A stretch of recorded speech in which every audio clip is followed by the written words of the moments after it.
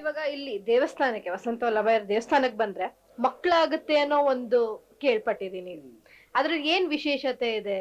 ದಂಪತಿಗಳು ಬಂದ್ರೆ ಅವ್ರಿಗೆ ಮಕ್ಳಾಗಿಲ್ಲ ಅಂದ್ರೆ ಇಲ್ಲಿ ಬಂದು ಮಕ್ಳಾಗತ್ತೆ, ಒಂದ್ ದಾರ ಕಟ್ಕೊಂಡ್ರೆ ಅದು ತುಂಬಾ ಒಂದ್ ಇದೆ ಮದ್ವೆ ಆಗತ್ತೆ ಅನ್ನೋದೆಲ್ಲ ಇದೆ. ಅದ್ರ ಬಗ್ಗೆ ಏನ್ ಹೇಳ್ತೀರಾ?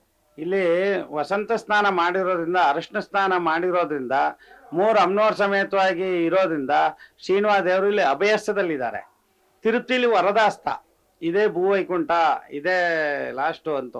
ಇಲ್ಲಿ ಅಭಯಸ್ಥ ದೇವರು ವರ ಕೊಡ್ತಾ ಇರೋದು. ಆ ವರ ಕೊಡೋದ್ರಿಂದ ಮೂರು ಅಮ್ನೋರ್ ಸಮೇತವಾಗಿ ವಸಂತ ಅರಿಶಿನ ಸ್ನಾನ ಮಾಡಿರೋದ್ರಿಂದ ಯಾರು ಕಂಕಣ ಕಟ್ಕೊಂತಾರೆ, ಇವಾಗ ಕಂಕಣ ಬಲ ಬರಬೇಕು, ಕಂಕಣ ಭಾಗ್ಯ ಬರಬೇಕು, ಆಮೇಲೆ ಗುರುಬಲ ಬರಬೇಕು ಅಂತ. ಗುರುಬಲ ಇದ್ರೆ ಮದುವೆ ಆಗತ್ತೆ, ಕಂಕಣ ಬಲ ಇದ್ರೆ ಮದುವೆ ಆಗತ್ತೆ.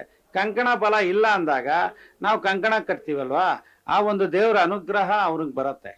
ಆವಾಗ ಅವನಿಗೆ ಬಂದಾಗ ಏನಾಗತ್ತೆ, ಆಟೋಮೆಟಿಕ್ ಆಗಿ ಫಿಕ್ಸ್ ಆಗತ್ತೆ. 48 ದಿನ ಇಟ್ಕೋಬೇಕು, ಕಂಕಣ ಇಟ್ಕೋಬೇಕು. ಇನ್ನೊಂದು ವಿಶೇಷವಾಗಿ ಹೇಳ್ಬೇಕು ಅಂದ್ರೆ ಸಸ್ಯಾಹಾರಿಗರಾಗಿರ್ಬೇಕು. ಅದು ಬೇರೆ ಪದಾರ್ಥಗಳು ತಿಂದಾಗ ಅದರ ಒಂದು ಮಹತ್ವ ಕಳ್ಕೊಂಡ್ಬಿಡತ್ತೆ. ಅದರಿಂದ ಸಸ್ಯಾಹಾರಿಗಳಾಗಿದ್ದು 48 ದಿನ ಒಂದು ಮಂಡಲ ವೃತ್ತದಲ್ಲಿದ್ದು 11 ಪ್ರದಕ್ಷಿಣೆ ಮಾಡಿ ಆ ಕಂಕಣ ಕಟ್ಕೊಂಡಾಗ ಅವ್ರಿಗೆ 48 ದಿನದಲ್ಲಿ ಒಂದು ಶುಭ ಸೂಚನೆ ಬರುತ್ತೆ.